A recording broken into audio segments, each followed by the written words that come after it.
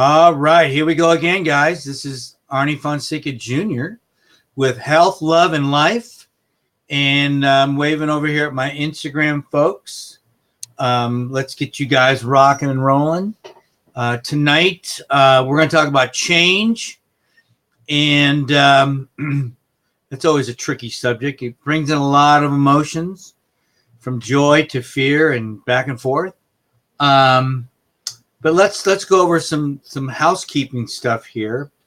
We can contact me or follow me on Instagram, Coach Arnie F, Twitter, Real Coach Arnie, Facebook. You can look me up under either Coach Arnie or Arnie Fonseca Jr. YouTube, I believe it's Arnie Fonseca Jr. Just look me up.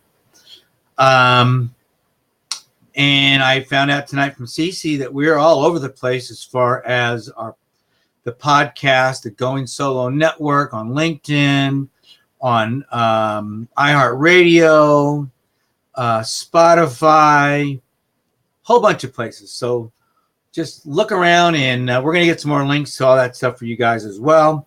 So get over there, check out the other shows as well. Send me a message. And let me know what you think. But I appreciate you guys that are watching, and tell your friends and shoot them over a message. If you're learning anything or you get some value from what we're doing, we'd really like the feedback as well, because the whole idea here is to bring some value to what you guys are doing. So, so here we go. The path to positive change. And I'll give Cece the credit for putting in the positive part, because change is tough. You know, I'm going to be showing you a chart that I made earlier. See if it comes out. Can you see that? You might be able to see it. It's kind of hard because it's, but I'll explain it. Oh yeah, that's good. Yeah. Okay. But I'll go over that here in a bit. But because there are some steps when I teach a workshop on change. And actually, if you were to Google change, I believe it comes up to be 66 days, not the old Stephen Covey, God bless him. I love his books. Got them all. Hey, Craig, how you doing, buddy? And it's not the 21 days to make a habit. That's a different deal. But when we're talking about permanent change, it's neurological, guys, right here. It's almost like I was talking to somebody earlier this week about changing a basketball shot. And I told him how many years ago I changed my entire swimming stroke. And it took a few months. It took a couple good months, because I literally, the first month, had to unlearn everything from, 50, maybe close to 50 years of swimming one way. Had to unlearn it. And then once you've unlearned something, you relearn a new neuro pattern. And then after practicing that, probably in another month or so, you have some permanent neurological patterns that start to take place. And it works. So what we're talking about tonight is real science. It's real. And it works whether we're talking about a physical movement or a mental movement, okay? Mental thought pattern. It just takes time. As a coach, I call it my 90-day challenge. Everybody out there has got a 90-day challenge, it seems, in the last few years. Whether it's a nutrition company or something else kind of company, wellness, we all have 90-day challenges. So I threw mine in there. My 90-day challenge is change. It's a 90-day challenge, whether you're in a relationship, whether you have a health situation, whether you have any other kind of business, job, anything. If you don't dedicate 90 days to the things that you need to change, and remember, I think we've talked about this before, you can only change what you can control. You cannot change somebody else. That's not positive change. That would be negative change, and you probably wouldn't get out of the mess and chaos part of that thing. It would get really ugly for you. So don't try to change other people. That's a disaster. Change yourself. That's going to be tough enough. Okay? So those are the kinds of things that you can do in 90 days. You really, scientifically, you can change. Hey, guys. You can change yourself in 90 days. Realistically. It's real. This is not hocus pocus stuff. This is the real deal. And so tonight I want to take about, the next 20, 30 minutes or so and just talk to you about the process to positive change, the pathway. What do you need to expect to happen? Okay, and what is normally the process? And then how can that process be utilized by you to affect the change that you want? Might as well not go down this process, this road, if it's something you don't really want. That's a disaster, And I don't mind. Listen, we all make mistakes. You start changing, and halfway through it, you may say, I don't want to do this. People do it all the time. Heck, 50 years ago, everybody was going to quit smoking, and then they quit. I mean, how many former smokers do you know have quit, 5, 6, 7, 8, 9, 10 times until they finally quit? The same goes in rehab too, for drinking and drugs and all those other things too. I've talked to many an individual, and I've done quite a few presentations. It takes them a few times to get through the process. It's not, change is hard. It really is. So don't think it's going to be easy, because it's not. So let's look at the first step to change. The first step. First of all, where we're at when it comes to change, you can see this right here, this very first step down here, I call that my safe harbor. It's like a big place. Have you ever been in the ocean and they have boats and they all come in the harbor in the evening and they dock themselves in there in their little sleeves and they anchor down and all that good stuff? That's a harbor.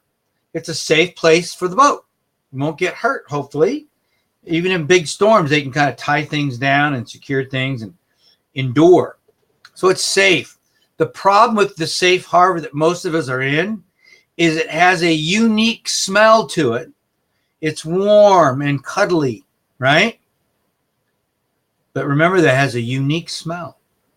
And so that can be a big problem, because most people, even if they know they need to change, because of that nice warm bed that you're laying in and the comfortableness of you and your existence is enough to keep you from changing, even if you're in pain. And I believe we talked about it in a couple sessions before about, I call it a level 4 experience. It doesn't feel good. It's not good for you. It's not good for others, and it doesn't serve the greater good. And you go, who's doing all that? People that are stuck, people that are in a place that just, but it's all they know. It's all they know. It's your safe place. Even though it's not getting you anywhere, actually it's pulling you backwards. So the safe harbor is the place that most of us stay. And I'll be honest with you, I've been doing this a long time. The vast majority of people do not change, even if they want to. So, that's why, honestly, people that listen to shows like this are the 2%ers. The 2%, because the 2% are the people that are go-getters. They're into growth. They're into change. They're into doing things a little different, making a difference, because they're just sick and tired of being sick and tired. So here we are. So now let's get some strategies, since you're part of the upper echelon, the 2%. So let's give you folks some strategies here. All right, so let's say that you're the upper 2%, and you one day, whether you're driving or walking or at the gym or wherever you're at, and you just go, that's it. I've had enough. You make a decision. That decision, that is the biggest thing that's ever going to happen to you in your life. So when we're looking at that right here, step 2, escape. You have to get, and I'll add to that, you have to get what's called escape velocity. So if you know anything about rocket ships, right, escape velocity. So if you know anything about rocket ships, when they take off, they got to break through the Earth's atmosphere. That takes a lot of power, a lot of energy. So when you have that epiphany, when your brain goes, I've had enough, I am going to change. When you go through that, it's like a rocket ship. It's like an atomic bomb just goes off inside of you. It just explodes with energy, because that's what it's going to take to get you out of that safe harbor you're in. It's going to take some serious energy. Okay? And I'm not kidding around here. I mean it, because you're in the 2%. It's going to take a lot to blow out of that thing. And when you take off, man, oh man, you are in for one crazy ride. Actually, I like to call it, for those of you that have been to Disneyland a few times, Mr. Toad's Wild and Crazy Ride. Because now what happens is you enter into, right here, mess and chaos. See that? Mess and chaos. Mess and chaos. Think about this. Let's use some simple stories, antidotes here. Let's say that we are a mom and she's had enough. Hey guys, how are you? And she wants to lose weight. She wants to get in shape. She's got some kids in school, and she's still got to be maybe she's married. She's got to take care of the house, but she's got to do something.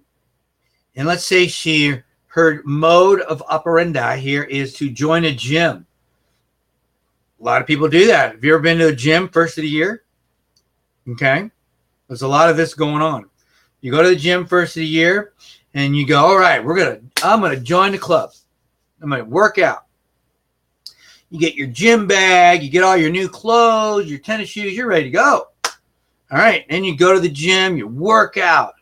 And okay, and we're not going to say you got a trainer yet, but you just work out. You're trying to figure this thing out. You're working out, and then all of a sudden you put all your clothes in the gym bag, and now you got to race over and pick up your kids, or because you made arrangements with their friends, and so then you got to race home, and you got to get dinner ready because your husband's coming home, or whoever, or just kids got to eat, and then all these things are happening at a faster clip, all because you want to get in shape. And then you got dirty gym clothes. Now you got to take care of that. You got to get your gym clothes ready, unless you bought a whole bunch of new outfits. So you got all this stuff going on. You've got different things going on with picking up the kids, time schedules, laundry, food. So you got to make sure you have plenty of stuff at home. So you've got what's called chaos going on. It's messy. It's not fun unless you stay in the moment and you have somebody there that's going to make you or allow you to understand that it's part of the process. Embrace it. Don't fight it. I got a great quote tonight from a friend of mine. I said, I'm stealing this. And it's from Socrates, a great orator, Greek orator. And the secret of change is to focus all of your energy not on fighting the old, but on building the new. So embrace this thing. Don't fight the fact, oh, if I wasn't going to the gym, I could sit home and have everything ready and relax and watch America's Idol or whatever, or some other show at night and chill out, right?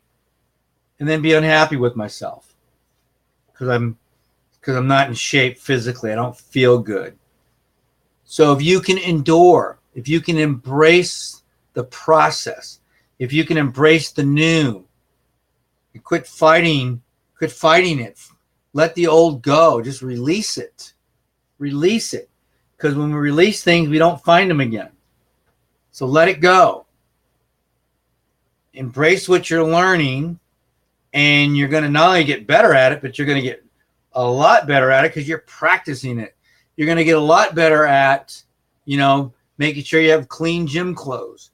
You're going to get a lot better at making sure you're ready for your meals at home.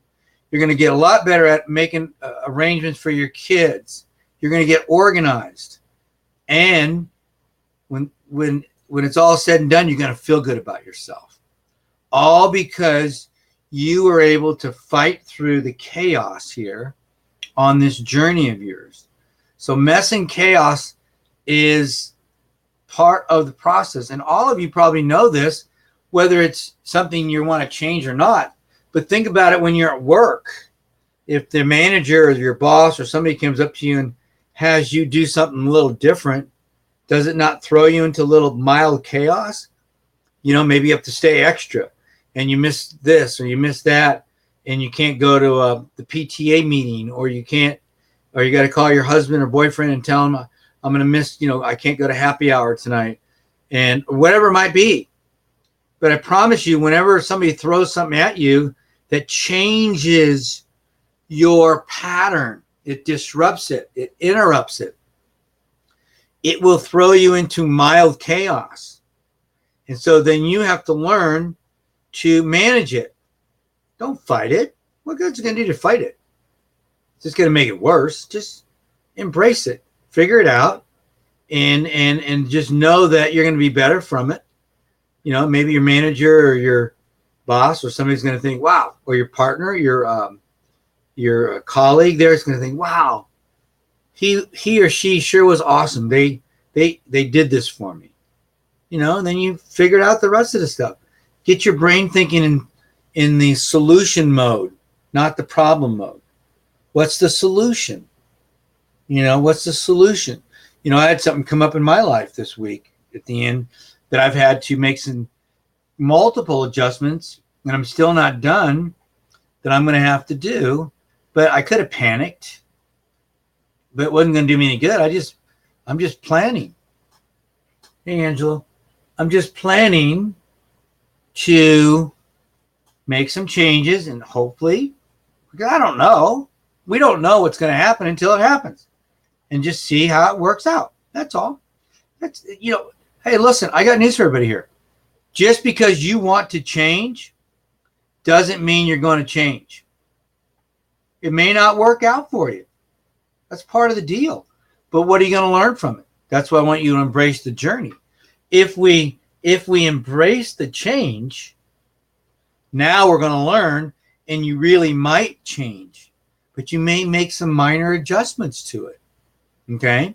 That's all going to happen by just enduring the mess and chaos stage, not fighting it.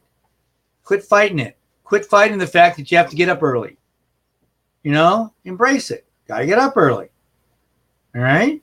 Maybe you'll start going to bed earlier. I don't know. That's up to you. You got to work it out. You got to figure stuff out and see how it works into your schedule. All right, now let's look at the next stage here. And that's right here. Install. We're going to install what? Well, we're going to install new behaviors. So let's say in this process now, you start, we have an atomic explosion because you're sick and tired of being sick and tired. Oh, look at this. Some guys Oh, good job, man. Keep it up. Pleasant. You're doing awesome. I love you, man. Um, and but you had this explosion, and then all of a sudden you're in the chaos part of this thing. Getting through chaos is about a month to 6 weeks, 4 to 6 weeks, give or take. I promise you. I mean, look around at the gyms. Oh, let's go back to that example. By mid-February, most people are gone. Back to normal. Back to normal. See, because they couldn't endure the chaos. They got blown out. Most people get blown out in the first month of mess and chaos. It's just the way it is. I would say more than 90% get blown out. There you go. Now, why? Well, number one, because most of them didn't listen to a show like this. Not that I have all the answers, but that's how I learned this stuff, by listening to people that are a lot smarter than me and then getting out there and trying it. See? But if you don't know, you don't know what you don't know. So if people don't know the process of what to expect, maybe in their mind they're thinking it's never going to get better. This chaos is going to continue, instead of helping them out and giving them some ideas and some timelines here, and maybe some knowledge about how the neurological system works, because it does work. It does work. And you just got to hang in there and hang in there. It's like an oldie but a goodie. When I say this, I think I'm crazy. But Braveheart, Braveheart, I remember that movie when they were fighting the English. He kept telling the guys, hold, because he wanted them to hold before they did their attack until the timing was right. You got to hold on. All of us do. When we're in the middle of change and chaos, you got to hold on. Okay? Because now, as we start to install these new behaviors, what are they? Well, maybe it's getting up earlier. Maybe it's eating better food. Maybe it's doing something different at work. Maybe it's jogging, going to the gym. Maybe you started dating, and you've been figuring out, how you're going to do it. Who's your ideal soulmate? What are you looking for? What are the changes you need to make in yourself? All these things that I talk about. Now you are starting to do that because you've made it through the mess. Now you can install new behavior that you are going to do, that are your changes, not somebody else's. And when you start to install these new behaviors, you then start to practice them. Okay? Because you figured it all out for you. And you can practice to see how it works. And then you can still change that. You can tweak and change your change. I mean, there's no rule here. How about this? The number one rule, there are no rules. So if something's going on during the change process, you can go, I don't like the way that feels. Let's do something different. That's okay. You can do something different. No rules. So we're installing these new behaviors, and we're trying them out. We're seeing how they affect us and the people around us, our job, our relationships, our body, obviously. And so again, this is where we're at now in the process of change, because now we are learning new things. You cannot learn new things in the midst of chaos. It's just not, it's not fair to you to think that you can do that. So just be aware of that when we're in the change process here. Now let's look at the last step.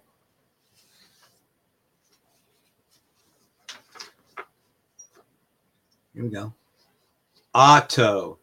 That means automatic. Automatic. I'll go back to my swimming story. When I finally when it finally clicked in my head and I was swimming, all of a sudden, I forgot what it was like to swim the other way, the way I had a couple months earlier. I forgot. That's how your body works, guys. I mean, you'll forget how you used to think. You really will. You could program little phrases in your head. I have a phrase here that I have up in my office. There it is. Do it now. Do it now. I got that from a great book by W. Clement Stone. He was one of the greatest salesmen ever back in the 1920s and 30s. And it's just a little phrase to remind yourself that when you walk past something like the garbage or something laying on the floor or anything, in that little, if you say, I did it one weekend, I literally said that phrase 500 times. 500 times. Do it now. Do it now. And that probably was a good 10 years ago. Do it now. Do it now. And you know what? To this day, when I walk past something, might be an open door or drawer or anything, somebody calls me on the phone, asks me to do something or texts me, instead of putting it off. Now, I'm not saying 100% of the time, but more times than not, that little phrase goes into my brain and goes, do it now. And I go, okay, go do it. Take the trash out. Quit worrying about it. Clean the dish. Put it away. You know, it's amazing. Automatic. Automatic. And you all can do that with whatever is important to you, whether it's swimming, running, how you talk to somebody on the phone, how you answer the phone, how you interact with a family member, a child, an intimate partner. It doesn't matter. You can change how you do that. It just takes practice and more practice and more practice and more practice until it becomes automatic. Because I promise you, it will become automatic. Okay? There's no ifs, ands, or buts. It's scientific. It's scientific. Your body will figure out a way to make that permanent. It will become an automatic thing. So, you know, let's circle back to change in general. I mean, why is it so hard? Well, first of all, it's not comfortable.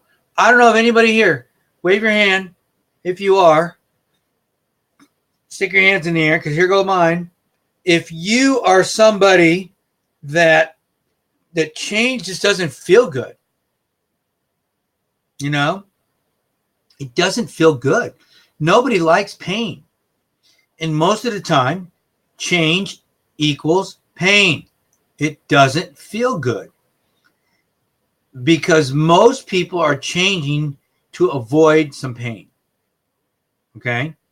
Whether it's a new job, new relationship, whatever it might be. We're avoiding something painful. Okay? So, it's just not comfortable. Number two, it's scary. It's scary. Fear. Fear is a real emotion. Fear is a big deal. Because what we're looking at normally is the big picture. And, you know, what you could do is look at little tiny pictures. You know, break it down into little bits of dust. I posted something today. Break it down into a little bunny rabbit.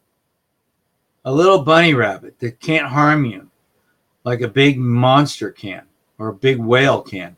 But if it's just little bunny rabbits running around, just deal with each bunny rabbit. It's no big deal. But it's got to be something manageable or you won't do it. You'll be afraid. You know, it's too big. It's too much. So you leave it alone. You go back to your safe place where it smells, that odor that you recognize, and is warm and cuddly and safe.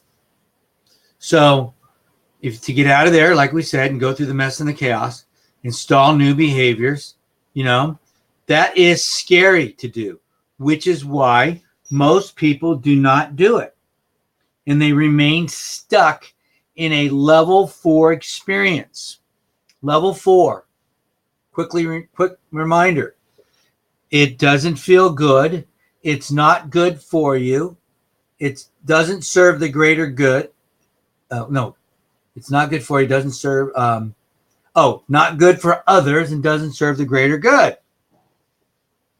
That's level 4. That's crap. But that's where a lot of people get stuck. So there's only one way out of that. Well, there's let's say one. You've got to get to the point where you can get out of that safe harbor. Get out of there.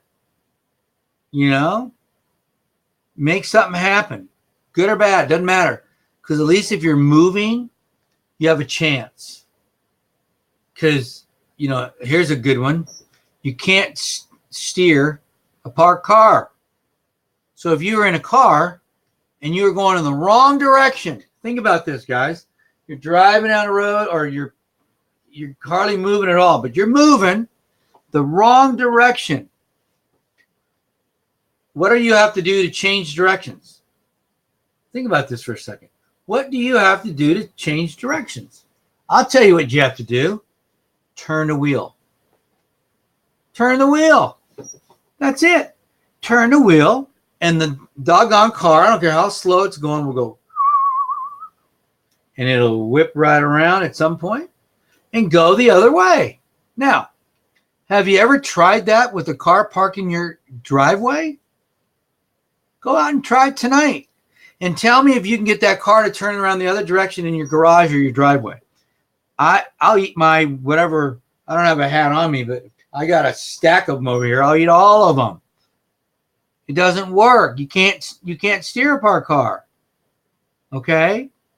So that's how you get unstuck. You move. Move. It's a lot easier to help you when you're moving. If you're stuck in a corner, sucking on your thumb, not a good place. So move. You don't have to be moving fast. Just move. Just get moving. It's okay. It's going to be okay. Some of you may have heard of a gentleman named David Goggins, I believe. He's a fiery individual. He uses a lot of great language like Gary Vaynerchuk does.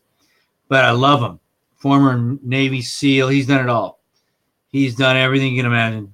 Double Ironmans, 100-mile races, just crazy stuff. And a lot of the stuff he didn't even train for. Okay? But he was talking on an interview today about, does he grieve?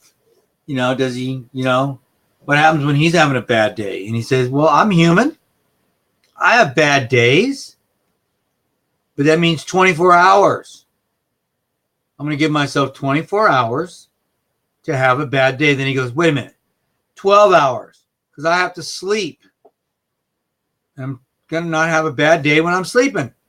So 12 hours. I'm giving myself 12 hours to be normal, have a pity party, and all that stuff. And then the next morning, I'm going to get up. I'm going to jump up. I'm going to be excited to get to that next thing in my life, whatever it might be. And we're not talking about forgetting everything. Of course not. But you got to move. You got to move. And this is hard. That's hardcore. What I just shared with you, that wasn't Coach Arnie. That was David Goggins, who's a beast. When I'm talking to you, I strategize with you to help you where you're at. And if you're at a place that's really dark and deep, then I got to work on getting you out of there first. Because there's not going to be any change going on if you're hanging out in a deep, dark pit, staring at a monster, and you're stuck. You can't steer that. That car's not moving. That car's stuck.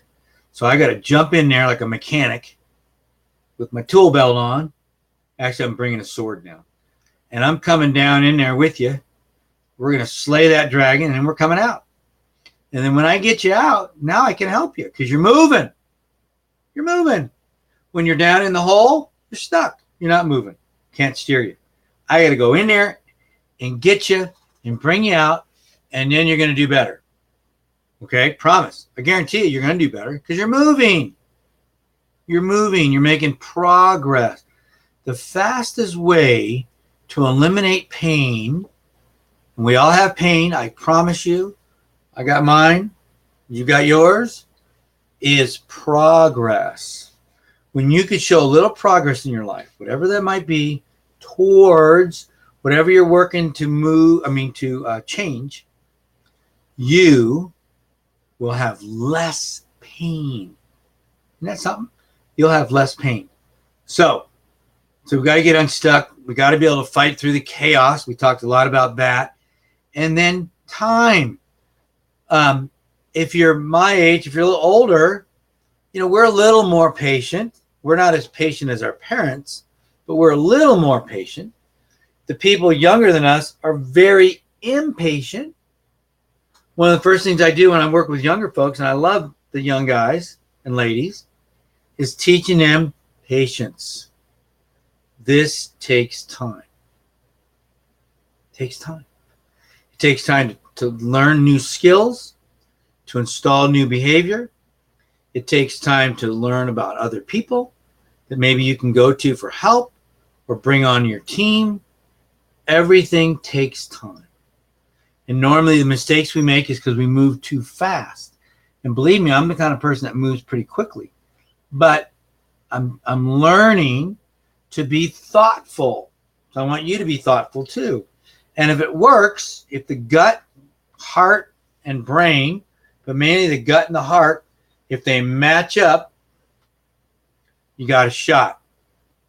But they got to match up. Because if they don't match up, then your brain is going to have a struggle. It's going to have a tug of war. And there's a good chance you're going to lose because your mind has a lot of pieces in there that don't want to change. And they'll come out and fight you with everything they got, which means you got to gird your loins and you got to fight with everything you got too. Or you're not going to change. You'll quit like 90% of the other people do. You'll quit. You'll quit instead of enduring another month. And then you can look back and go, wow, I did it. I changed. I changed. I mean, I know how it was when like I said, my swimming story. I was so happy when I could swim with much less effort. All because I endured 90 days of change. It wasn't easy. It was hard. Any of you have ever been in a relationship and you got some changing going on? I already know. You're double hands on that too.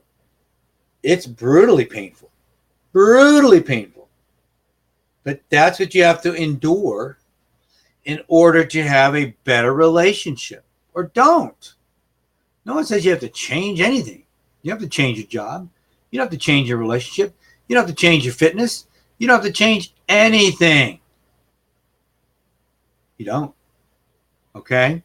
So be aware of that. And I'm aware of that. I do understand that 100%. And the time is so important to you. Be patient with yourself. I promise you that if you're patient with yourself and you're learning, don't be afraid to learn what you need to learn about yourself in order to make change permanent. In order to make change permanent, it just takes time. But I promise you, write it down, write the things you want to change, and get in there starting tomorrow. Get in there and start this process of changing because you're looking at 3 months. It will work. It will work. Okay? I promise you. Whether it's just to go for a walk. Heck, there used to be a thing I used to teach real quick before we finish up. And I would tell people, for a week, get up early, 10 minutes, 5 minutes, 5 minutes. Just get up. Set your alarm clock 5 minutes early. and then sit up in bed, and then go back to bed. Set your alarm.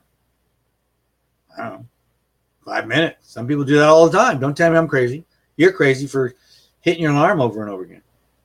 But I want you to do that for a week, because after a week, now you know that you can get up early. And then let's go 15 minutes. You know, maybe after 6 months, you're doing a half hour. Maybe after a year, you're doing an hour. Guess what? We just changed your life. We just changed your life because you started with an insignificant 5 minutes. Just like that. Bam. All right, let me finish up here last minute or so with our health tip. Our health tip, remove processed food and extra sugar from your diet. Let's try that this week. If you do those two things, you're 90% there. Processed food, what does that mean? I mean, look at the label of the food you're eating. If there's like a ton of ingredients on there with names you can't understand and numbers you don't understand, it's probably processed. If it's obvious, then it's obvious. So don't eat it. Go a week. Jeez, a week. You can do it. All right? And then how about, that was the help. Processed food, sugar. Love tip. Listen, this is my biggie. Not because I'm so good at it, because I suck. I need to be always on target. I need to be aware that I need to be a better listener. That's why on my notepad I always put a couple L's. Listen. This is important. Listen. And it will help. Be a better listener. You may go through a whole conversation, guys, without saying one word, and the person you're talking to will think you're the greatest guy in the world or lady in the world. Just because you listen. Just listen. It works. Okay. And then the life tip, gratitude. Actually, I want you to journal it. I want you to journal 3 things every day. I like to do it in the morning. You can do it at night. Take a piece of paper out. Take a notepad like I use here. I keep it by my computer all the time. I just put the date of the day I'm doing it. But you can get a separate one and just write 3 things that you're thankful for that day. You know, had a great phone call with Mary. Went to lunch with Jim. Got in a great workout. There you go. You're thankful for that. That's where you start. Okay, I promise you. You want some more science? Start Googling gratitude. All right? Being grateful for stuff. There's a lot of science there. I promise you. I promise you. All right, so there you go, guys. This is another episode of Health, Love, and Life. And I am happy to, again, have you guys here. Check me out on all the social platforms. Instagram, Coach Arnie F. Real Coach Arnie on Twitter. Arnie Fonseca Jr. on YouTube and Facebook. Coach Arnie on Facebook. LinkedIn, you can look me up under Arnie Fonseca Jr. And would love to hear some feedback from you guys. And then next week, I'm going to have a whole bunch of different links for you from all the different areas where the podcast is being released after the show. And that'll be kind of fun too. So thanks again, guys. I appreciate you. And I will see you next week.